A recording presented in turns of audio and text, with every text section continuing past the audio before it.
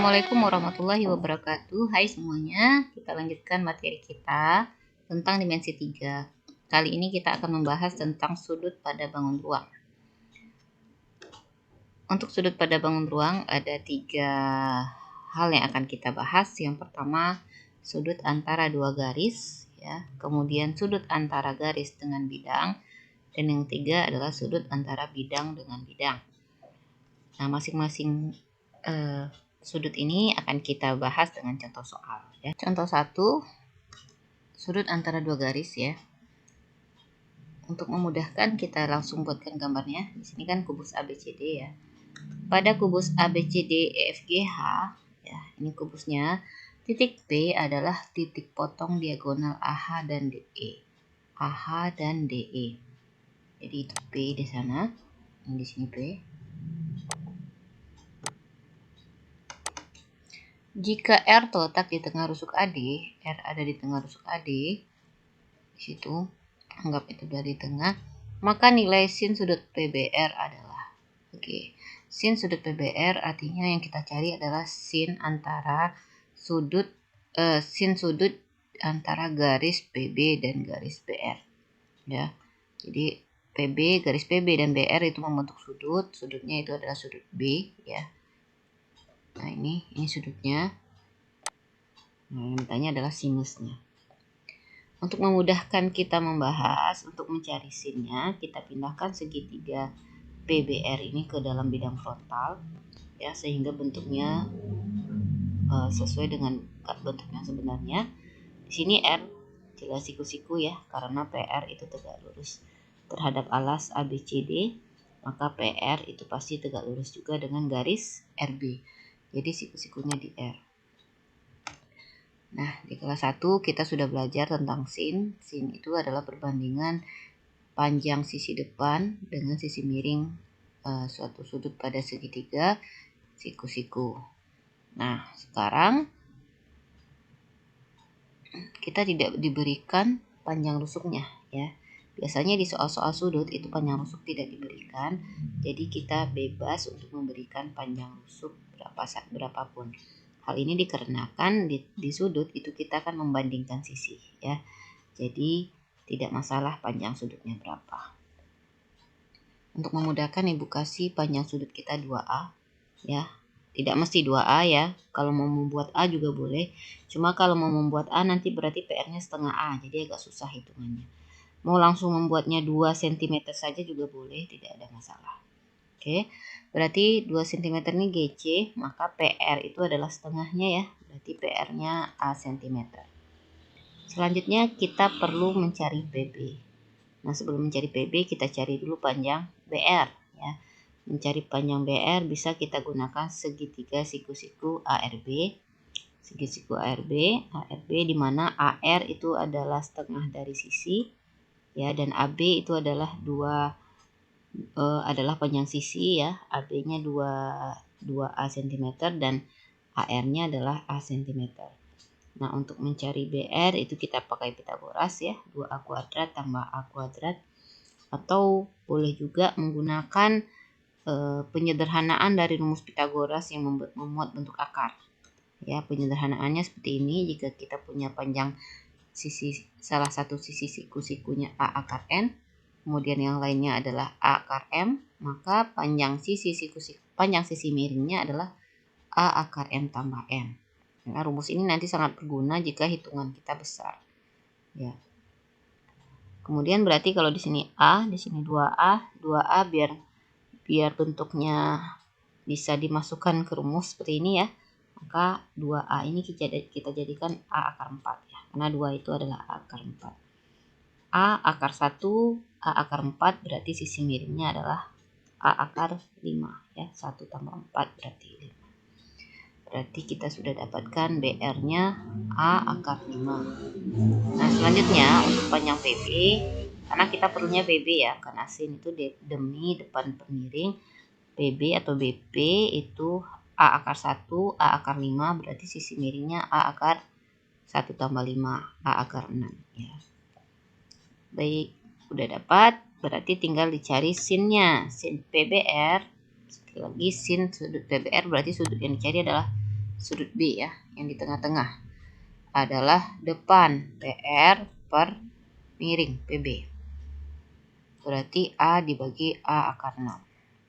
Nah, ini A-nya kan habis ya. Jadi kalian tadi kalau nggak pakai A juga tidak ada masalah.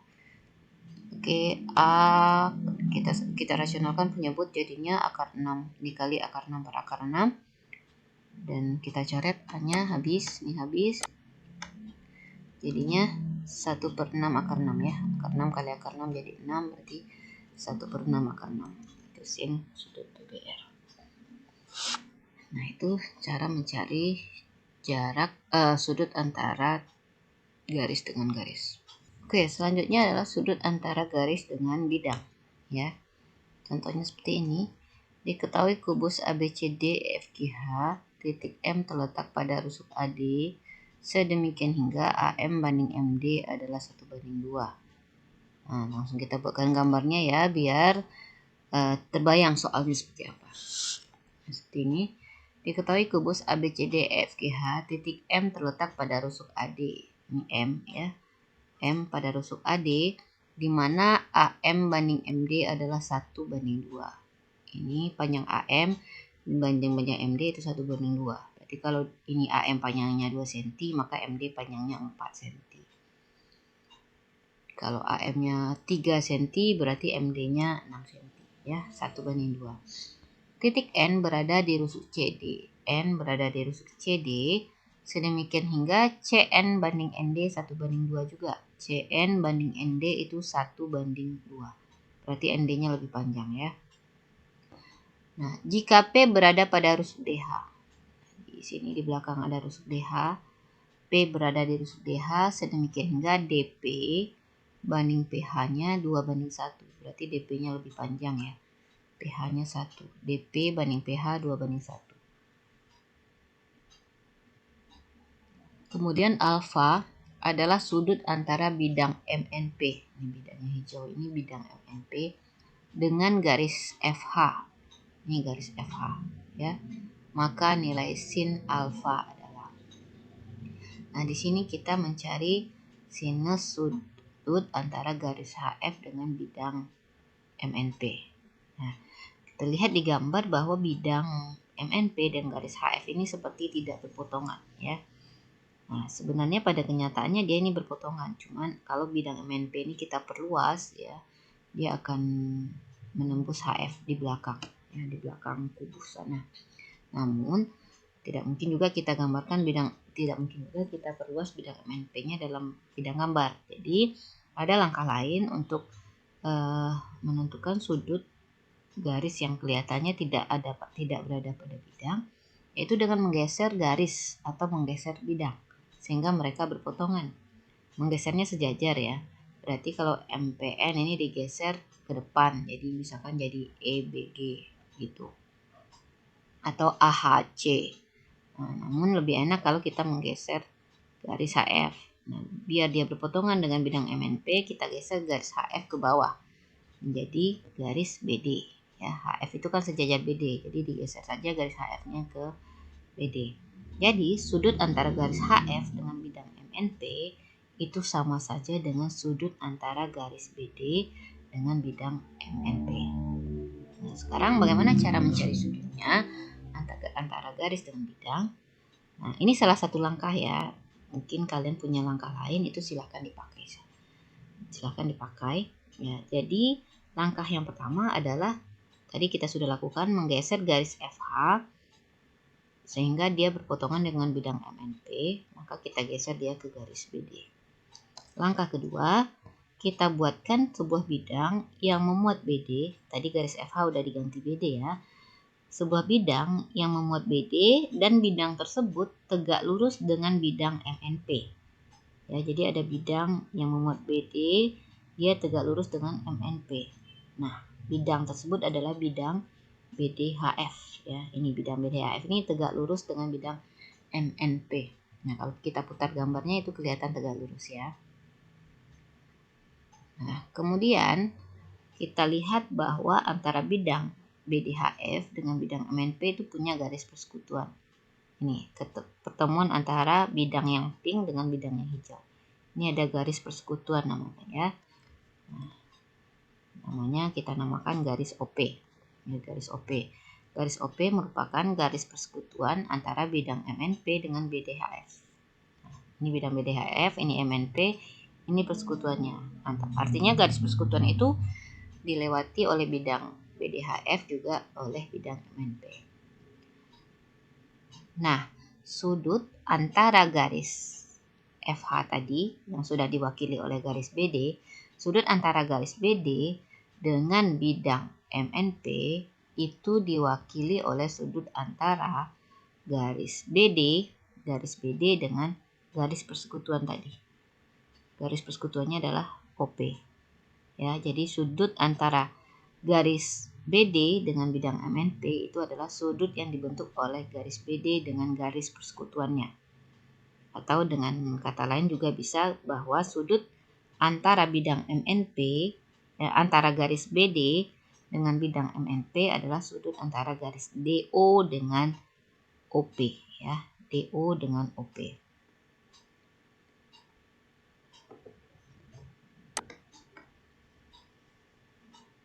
Oke, DO dengan OP. Selanjutnya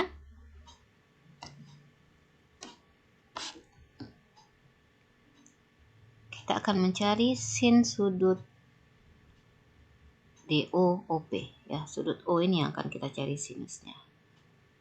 Nah, biar mudah kita keluarkan saja segitiga DOP ini ke dalam bidang frontal dan kita lihat bahwa jelas bahwa segitiga DOP ini siku-siku di D ya. Nah, seperti ini. Ini D, ini siku-siku di D. Dan sudut yang diminta, sudut alfa itu adalah sudut antara garis DO dengan garis OP. Ini alfa. Oke, DO. Nah, sekarang yang sudah diketahui yang mana? Belum ada yang diketahui di antara tiga sisi ini. DO, sin O atau sin alfa itu adalah depan per miring ya. DP-nya belum ada, PO-nya juga belum ada. Oke, mari kita cari DP terlebih dahulu dengan perbandingan. Tadi kita punya perbandingan DP banding PH itu 2:1. Ya. DP banding PH adalah 2:1. Jadi untuk panjang rusuk kubusnya kita misalkan saja sembarang, pilihlah panjang rusuk yang memudahkan perhitungan ya. Jangan terlalu sederhana, karena kalau terlalu sederhana nanti kita bisa bekerja dengan pecahan, jadi agak susah nanti menghitung. Nah, di sini Ibu misalkan panjang DH ya, panjang DH atau panjang rusuk kubusnya 6 cm, 6 satuan panjang ya. 6 satuan panjang, maka berarti panjang DP adalah 2/3 ya. 2 tambah 1 3. Berarti 2/3 kali 6 satuan panjang jadinya 4 satuan panjang.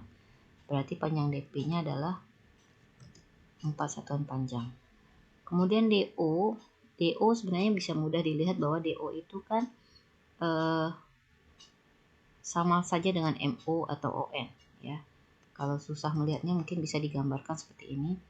MDN misalnya ini apa ya, D aksen gitu ya. Ini D aksen. Ini adalah sebuah persegi yang panjangnya 4 cm. Ini MD tadi kan 4 sama ya dengan PD. DP, DM, DN itu sama-sama 4 cm. Karena perbandingannya tadi 2:1 kan. Jadi di sini 4, ini 4. Maka di sini 4. Nah, berarti kan DO ini adalah setengah dari diagonal sisi MN atau setengah dari diagonal sisi DD aksen. Kalau di sini 4, nah, atau boleh 4/1 berarti jadinya 4/2. DO hanya setengahnya kan, setengahnya dari DD aksen berarti setengah dari 4/2, yaitu 2/2. Berarti DO-nya kita dapat 2/2. Nah, kemudian untuk mencari PO boleh pakai Pitagoras atau boleh juga gunakan penyederhanaan Pitagoras. 4 itu kan 2 kali 2, jadinya 2/4. 2/4, 2/2 berarti PO-nya pakai rumus yang tadi 2 kali akar 4 tambah 2/6, berarti 2/6. Ya, PO-nya 2/6. Nah, untuk selanjutnya yang ditanya adalah sin alfa. Berarti alfanya itu sudut O, berarti depan per miring. DP per PO atau DP per OP. DP-nya 2/4, OP-nya 2/6. 2 akar 4 atau 4 ya. 4 saja. Untuk 2 akar 4 itu tadi kita gunakan biar mudah menggunakan dimasukkan ke rumus. 4 per 2 akar 6 ini habis, tinggal 2, dirasionalkan penyebut sama-sama dikali akar 6 ya, pembilang dan penyebut sama-sama dikali akar 6, berarti 2 akar 6 per 6, 2 per 6 akar 6 berarti 1/3 akar 6. Maka sin sudut antara bidang MNP dan garis FH adalah 1/3 akar 6. Oke, itu contoh kedua. Selanjutnya contoh ketiga, kita ambil sudut antara bidang dengan bidang. Contoh soalnya seperti ini, diketahui 5 segi 4 beraturan TABCD dengan panjang sisi tegaknya 5 cm dan sisi alasnya 2 cm. Jadi ini berarti panjang rusuknya tidak sama semua ya. Artinya antara rusuk tegak dengan rusuk alasnya berbeda, jadi perlu diberikan panjangnya. Ini. Sudut alfa adalah sudut antara bidang TAD dengan bidang TBC. Yang ditanya adalah cos alfa. Nah, langkah pertama kita gambarkan dulu bangunnya. Ini 5 segi 4 ya, beraturan TABC. Ya, sisi tegaknya berarti TA, TD, TC, dan TB itu semuanya panjangnya adalah 5 cm. Kemudian sisi alasnya 2 cm. Berarti yang 2 cm itu adalah AB, BC, CD, dan AD. Itu yang 2 cm. Nah, sudut alfa adalah sudut antara bidang TAD dengan bidang TBC. Nah, berarti yang mana alfa? Ya, cara mencari alfa ya sekarang begini. Kita cari sebuah bidang ya, bidang yang tegak lurus dengan bidang TAD dengan bidang TBC. Jadi, langkah pertama kita buat sebuah bidang yang tegak lurus bidang TAD dan bidang TBC. Tentu kita pilih bidangnya, nggak sembarang bidang ya. Kalau kamu ambil TAB itu tidak tegak lurus bidang TAD. Ya, juga bidang TBC. Nah, jadi lurusnya tuh di tengah-tengah sana. Ya, jadi di tengah-tengah ini tegak lurus. Jadi bidang TEF itu tegak lurus TAD sekaligus juga tegak lurus TBC. Jadi bidangnya memang dipilih yang tegak lurus untuk kedua bidang. Ya, maksudnya kedua bidang. Jadi bidang TEF itu tegak lurus TAD, ya, TEF tegak lurus TAD sekaligus juga TEF tegak lurus bidang TBC. Itu hanya ada di tengah-tengah sini. Nah, udah dapat. Nah, kemudian kita cari garis persekutuan antara bidang-bidang tersebut. Yang pertama ini garis ya. Yang pertama garis TE. Ini garis TE adalah persekutuan antara bidang TEF dengan bidang TAD. Dan satu lagi ada garis TF. TF ini adalah persekutuan antara bidang TBC dengan bidang TEF tadi. Nah, untuk selanjutnya, sudut antara bidang TAD dan bidang TBC itu diwakili oleh sudut antara garis TE dan garis TF. Ya, antara garis persekutuan tadi. Jadi, sudutnya diwakili oleh sudut antara garis persekutuan, yaitu TE dan TF. Sekarang kita tinggal mencari sudut antara TE dan TF. Untuk memudahkan, kita gambarkan segitiga TEF ke dalam bidang frontal. Nah, ini TEF ya. Jadi ini sudut alfanya.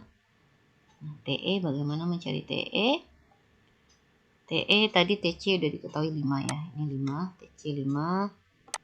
Ini 5, kemudian FC karena BC-nya 2 berarti ini 1 ya. Berarti kalau pakai Pitagoras ini pasti siku-siku ya, karena dia di tengah-tengah dan segitiganya sama kaki, berarti ini siku-siku. Ini 1, ini 5. Berarti akar 25, akar 1 jadinya di sini akar 24 ya, dikurangi.